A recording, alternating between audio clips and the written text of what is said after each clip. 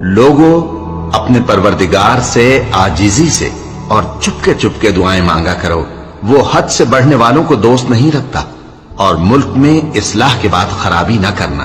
اور اللہ سے خوف رکھتے ہوئے اور امید رکھ کر دعائیں مانگتے رہنا، کچھ شک نہیں کہ اللہ کی رحمت نیکی کرنے والوں سے قریب ہے۔ اور وہی تو ہے جو اپنی رحمت یعنی بارش سے پہلے ہواؤں کو خوشخبری بنا کر بھیجتا ہے،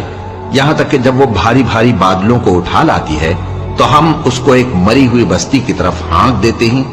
پھر بادل سے بارش برساتے ہیں،